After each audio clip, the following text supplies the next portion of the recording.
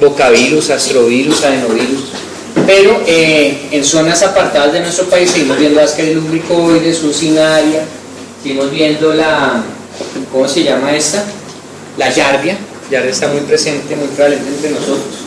Y de ahí los programas de desparasitación, ¿sí? Pamato de pirantel y albendazol, pues han ido disminuyendo los helmintos, ¿sí?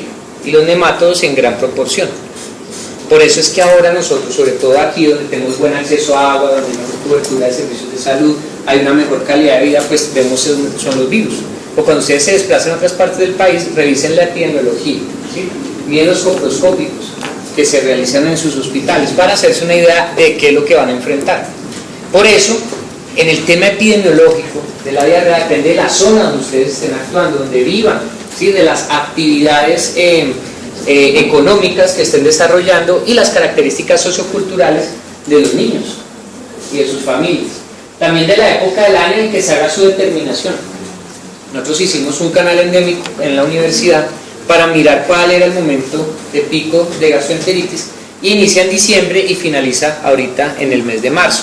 Pero cuando finaliza, empata con el pico respiratorio. O sea que el trabajo siempre va a haber en pediatría. Por lo menos la diarrea y la enfermedad respiratoria nos dan de comer. De la capacidad, ¿sí?, que muestran estos agentes de tener comportamientos cíclicos. Lo que les decía, los adenovirus tienden a recircular cada 4 o 5 años. ¿Sí? Tenemos lo mismo con los rotavirus, hay diferentes serotipos, hay 4. ¿Sí? Y cada uno tiene una época específica en la que va a generar su mayor circulación. Acá tenemos este estudio, se hizo aquí en Colombia, en el que pues, se incluía la clínica infantil con subsidio, el Hospital Infantil Club Noel de Cali y el Hospital Pediátrico de Barranquilla. Este fue el estudio que se hizo antes de ingresar la vacuna de rotavirus a nuestro país. Y nosotros podemos ver cómo hay 3 cepas y la que más circulaba a final de año pues era la de la glicoproteína 3. ¿Sí? Las otras 2, G1 y G2, a principio de año. O sea que esa es probablemente la que más hemos enfrentado en estos días. Bueno, la vacuna, tanto les habla de vacuna, ¿ustedes saben cuántas vacunas hay en nuestro país contra rotavirus? ¿Sí les han enseñado o han visto eso en los carnets? ¿Cuántas conocen? Las doctoras, ¿cuántas conocen? Son 2 marcas que tenemos en Colombia actualmente.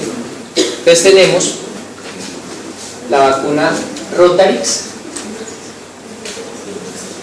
y la otra que es Rotatec. Rotarix es la que cubre el estado. ¿Cuántas dosis son?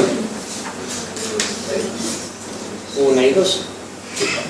Son 2 dosis. ¿Y el Rotatec son cuántas dosis? 3 dosis. ¿A los cuántos y cuántos meses se coloca? A los 2 y a los 4 meses. Entonces, a los 2, 4 y 6 meses. Si a usted le llega un niño de 7 meses, o hablo más grande, 9 meses, que viene desplazado por la violencia, etc., y no se le colocó vacuna contra el rotavirus, ¿se le puede colocar? ¿Cómo? Después de los 6 meses la recomendación es que no, porque los estudios, ¿sí?, las primeras vacunas contra rotavirus salieron en 1998, o sea, hace ya rato, y empezaron a ver en las poblaciones, sobre todo el CDC de Atlanta, empezó a ver cómo había un evento que era la invaginación, intususcepción intestinal, que se empezaba a presentar en niños que habían sido vacunados con estas primeras cepas de vacuna, por lo cual al año siguiente se suspendió tanto en Europa como en Estados Unidos y Canadá la administración de esa vacuna. Después empezaron los estudios de seguridad, empezaron a ver que eso estaba muy relacionado con uno de los excipientes que se utilizan en la vacuna, y se reintegra, ¿sí?, o se saca al mercado las nuevas vacunas a principios de este siglo. De ahí ese estudio que se hizo con subsidio en Cali y en Barranquilla, buscaba no solamente serotipificar los virus, sino mirar el perfil de seguridad en población colombiana, ¿sí?, que no vamos a presentar en nuestros niños los mismos problemas que se han presentado en el 98 con esas primeras vacunas. Pero la recomendación que se emitió es que máximo hasta los 8 meses, ¿sí? Pero lo que hacemos actualmente es que si el niño tiene más de 6 meses, no se debe vacunar contra rotavirus porque se incrementa el riesgo a presentar intususcepción. ¿Sí saben lo que es intususcepción? Sí, Intususcepción es cuando nosotros tenemos el intestino, este es el intestino del niño, y hay una porción de este que no hace la adecuada peristalsis con los demás segmentos intestinales y se invagina la parte proximal dentro de la distal, ¿sí? Ocasionando isquemia, ¿sí? Edema y sufrimiento de gas intestinal, lo que genera obstrucción, ¿sí? Eso es. Y esto pues requiere manejo radiológico si se puede o quirúrgico. Bueno, esa es la intususcepción o invaginación. Listo. ¿Claro hasta ahí? Sí. Bueno, entonces vamos a leer. Lee tú, por favor. Léete toda la recomendación.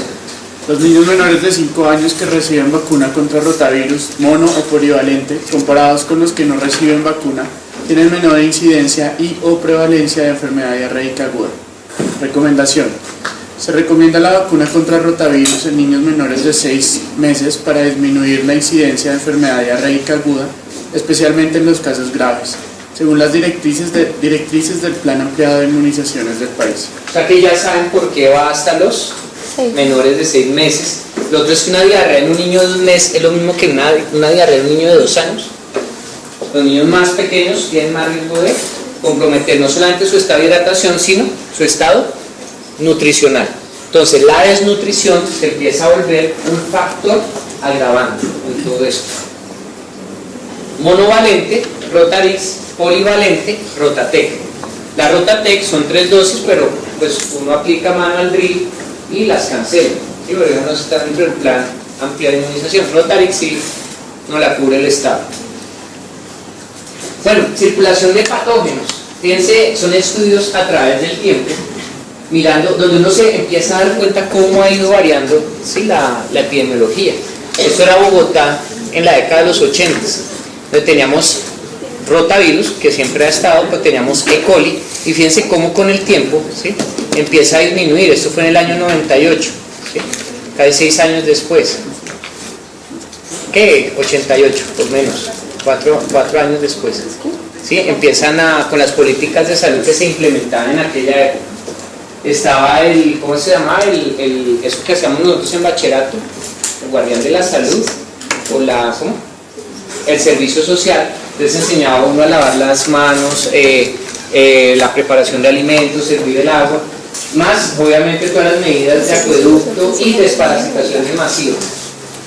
Salmonela, ¿sí? Cartagena y más salmonela, Shigella, pues sí fue disminuyendo. Cartagena pues tenía en el año 98-2000 lo mismo que teníamos nosotros en Bogotá, casi 10 años antes.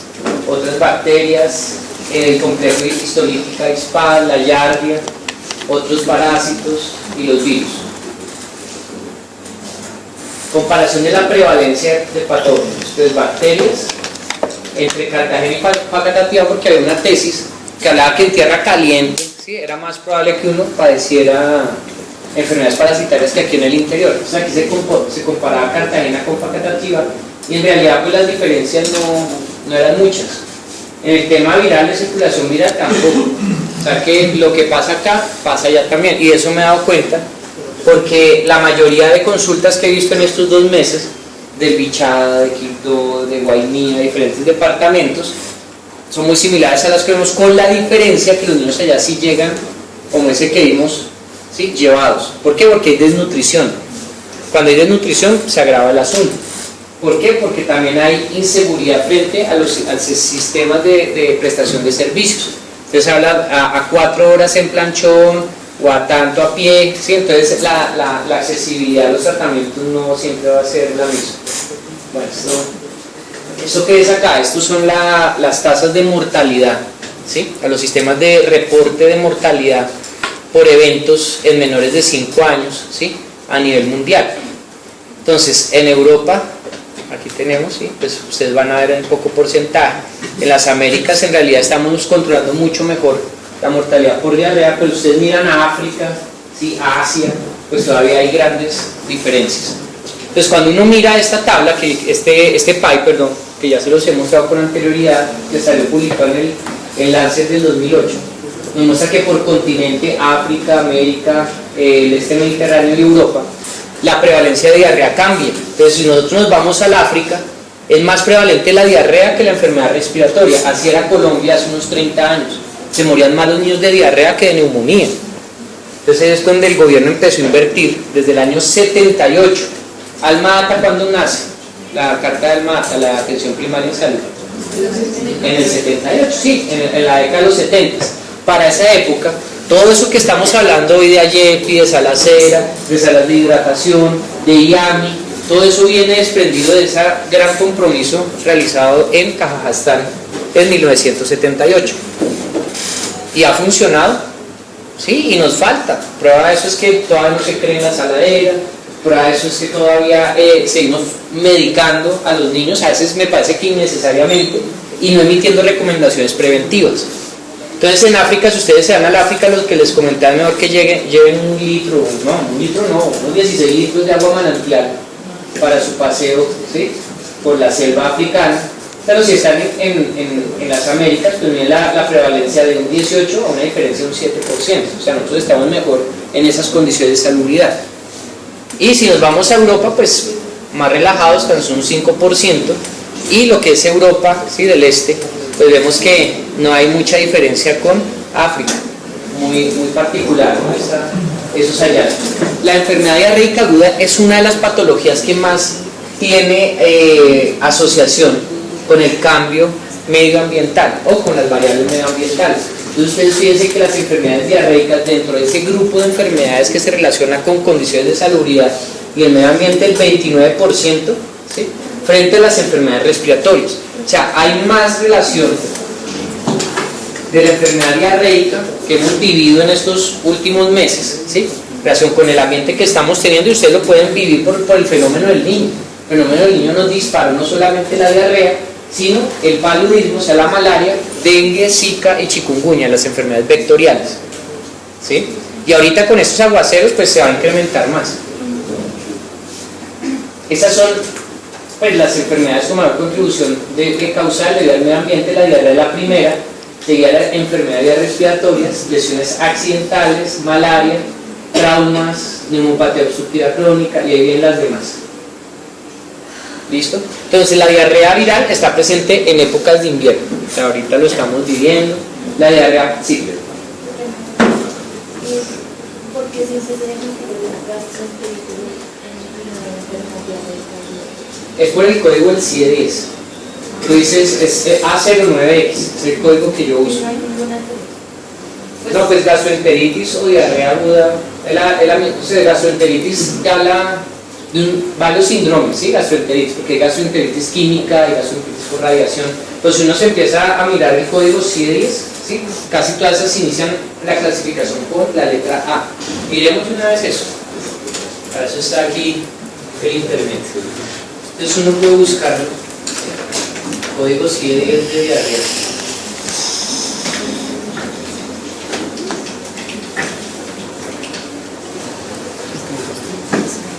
Diarrea, que ahí nos salen las...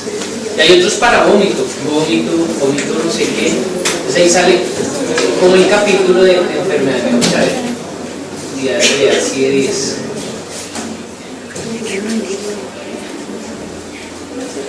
Ahí está. Arriba. Ahí. Si va de la A hasta la K. Y se ve como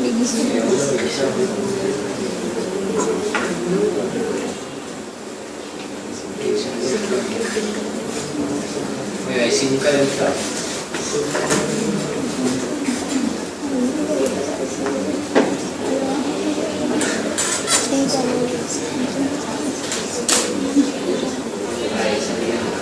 Entonces va de enfermedades infecciosas intestinales, de la A00 a la A09. Empecé a saber ese rango de cosas. Cólera, fiebre, bueno, el cólera. Nosotros estamos en vigilancia incrementada frente al cólera, ¿sí? ¿Por qué? Porque donde hay cólera cerca de nuestro país tiene diarrea por cólera. No, nosotros acá hemos logrado controlar eso, ¿sí? Afortunadamente, un solo caso De cólera ya sería para prender alarmas y es de notificación inmediata. O sea, lo vi, lo sospeché, lo traté y lo reporté. Porque a nosotros nos está llegando, el riesgo viene desde Venezuela, nos está llegando desde Haití y de algunos países del Mar Caribe. Entonces ahí está salmonela, intoxicaciones, colitis pseudomembranosa, amebiasis, diarrea y gastroenteritis. Entonces A09, entonces ahí viene, el código que yo utilizo es A09X. Pero sí, eso es una duda válida. Bueno. ¿Qué tipos de diarrea hay? ¿Sí? Entonces hay 4 mecanismos principales dentro de la diarrea.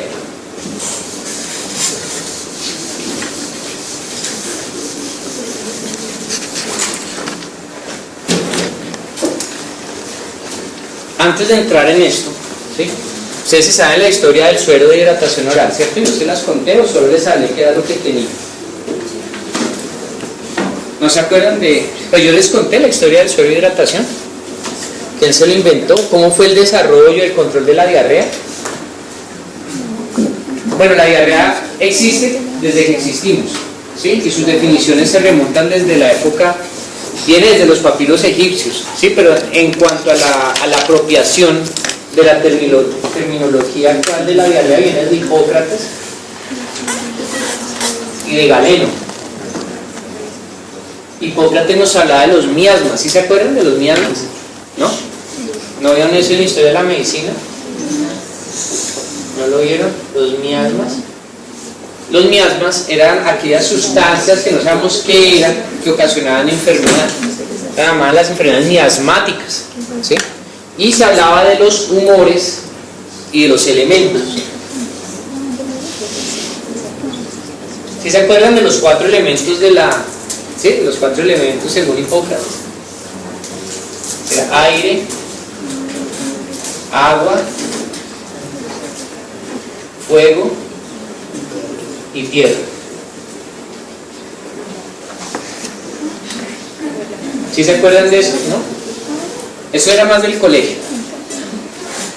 Y de algo que a través de nuestra evolución se ha ido perdiendo, pero no porque no nazcamos con él, sino porque no lo entrenamos. Cuando ustedes empiezan a iniciar la alimentación perceptiva en un niño, algunos ya han estado en consulta externa, ¿sí? Para iniciar la alimentación complementaria, que es necesario que un niño tenga ya desarrollado. Además, ¿a qué edad se inicia la alimentación complementaria? ¿Por qué a los 6 meses y no a los 4 y no a los 8? ¿Qué pasa a los 6 meses? ¿Cómo? Imagínense un niño de 6 meses. ¿Qué hace un niño de 6 meses? ¿Qué sucedió ahí en ese momento crucial? ¿No se acuerdan qué hace un niño de 6 meses? Vamos a volver aquí a revisar. Vamos a ver, no sé si usted un video. Niño de 6 meses. Para dijeron algo clave, ¿no? Que se sienta. Este es un niño de 6 meses, ¿sí? Así como este. A ver si hay un video.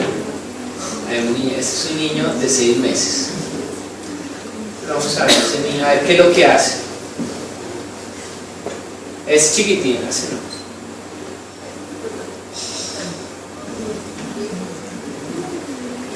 Me pasa un mes. Entonces ya, ¿sí? Ya es propositivo, ya se puede sentar con ayuda, pero se sienta, ¿sí? Agarra las cosas, hace este movimiento.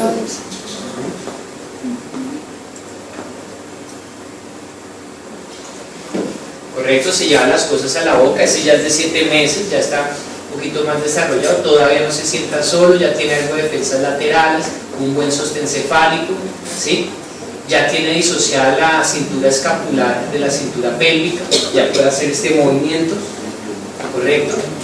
Entonces, ¿qué sucede a esa edad de los 6 meses? Para que nosotros iniciemos la alimentación complementaria. Uno que ya está en capacidad de sentarse. ¿Qué pasa con la leche materna? Ya no es suficiente, ¿cierto? Entonces ya nos toca empezar a complementar. Empezamos a complementar. ¿Qué más sucede a esa edad de los 6 meses? El desarrollo del lenguaje, ¿cierto? Y el niño comienza a hacer este movimiento, ¿sí? Cuando ustedes vean niños que hagan esto, ¿sí? Este movimiento, y usted sabe, ese niño tiene una alteración. No es que va a ser esgrimista o karateca, no. Ya va a empezar a tener problemas, ¿sí? Entonces hay que tener muy en cuenta que esa edad de los 6 meses es determinante para eso. No la empezamos a los 4 meses, como la cultura anglosajona. Los norteamericanos inician la alimentación complementaria a los 4 meses, no sé por qué. Nosotros lo hacemos a los 6, a los 8 meses ya es tardío. Hay ciertas comunidades indígenas que comienzan a alimentarlos a los 8 meses, ¿sí?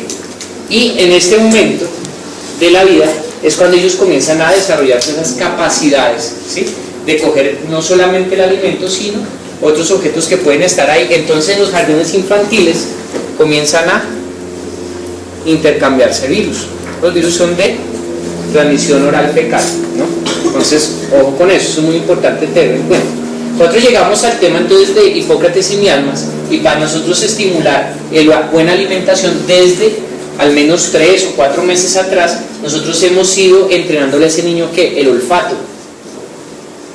Entonces uno lo pone a oler hierbabuena, café, ¿sí? Vainilla, ciruela, lo que huelen las cosas. ¿Por qué? Porque el buen apetito o el buen gourmet tiene un buen olfato. Y eso se remonta a las observaciones de Hipócrates, que viene con el tema de los miasmas y los elementos. Entonces, él describía dentro de su tratado hipocrático que si ustedes ven algo que huele feo, ¿sí? Sienten, pero un olor fuerte o feo, y hay moscas, ¿qué hago? Me como y me tomo lo que hay ahí, me alejo. Entonces el olfato es una de las principales fuentes, ¿sí? De alerta frente a esos miasmas. Esa es la teoría miasmática. Después viene Galeno, y después viene todo el desarrollo de la medicina. Después de esto pues viene ya el oscurantismo, ¿sí? Desde esta época entonces ya se sabía que habían aguas, ¿sí? Miasmáticas. Como estrategia de guerra los enemigos envenenaban las fuentes hídricas, ¿sí? De los otros ejércitos, y contaminados pues se morían o les daba cólera, etcétera, etcétera. Cólera, la enfermedad por cólera es una enfermedad que ha diezmado poblaciones y que en las épocas de guerra también era utilizada como arma, ¿sí? Pero no se sabía que era producida por un germen. Nos vamos a remontar a Londres del siglo, es en el siglo XVIII. ¿Cómo era Londres en el siglo XVIII? ¿Cómo se le imagina? Era la época de la industrialización, ¿sí? Londres pues no es la Londres que conocemos actualmente, tenía su zona urbana y tenía obviamente los que iban migrando de otros países o de otras partes de Londres buscando empleo y generaban crecimientos desordenados en infraestructura, gente pobre, ¿sí? Y los mapas de aquella época se distribuían en zonas, así como nosotros en Bogotá en localidades, y cada zona tenía en la mitad un aljibe. Ese aljibe era donde ellos obtenían el agua. Entonces teníamos aljibe A, y aquí tenemos los aljibes B. Para esa época en Londres, ¿sí? Había un epidemiólogo, el papá de la epidemiología actual, que se llamaba John Snow. ¿Ustedes saben la historia de John Snow? La vieron en epidemiología, ¿no? Resulta que comenzó a haber una gran mortalidad, ¿sí? Por una diarrea que era abundante, que deshidrataba a los adultos y a los niños, y que en menos de 24 a 48 horas generaba convulsiones, colapso y muerte. Y la describían como agua de arroz. ¿Qué creen que era? Claro. ¿Será que en ese entonces había diarreas virales también? O sea, uno no lo mataba la viral, sino lo mataba el cólera. Generaba un trastorno hidroelectrolítico. ¿Ustedes saben cómo es el mecanismo de acción del cólera? ¿Cómo actúa en el intestino? Para ese entonces no existía, ¿sí? Ningún conocimiento acerca de eso. Pero el cólera, lo vamos a pintar aquí a nuestro amigo, la nariz, el esófago, el estómago, y aquí vamos a hacer, bueno, los intestinos, etcétera, etcétera. También es de contaminación oral fecal, aguas contaminadas con heces fecales que contengan el cólera. ¿El cólera es qué? Gram positivo, gram negativo, es un vibrio, ¿sí? Gram negativo, que cuando se consume, ¿sí? En aguas o en alimentos contaminados, ¿Qué parte del intestino afecta? ¿Intestino delgado o intestino grueso? Grueso. El delgado, ¿sí? En las 3/4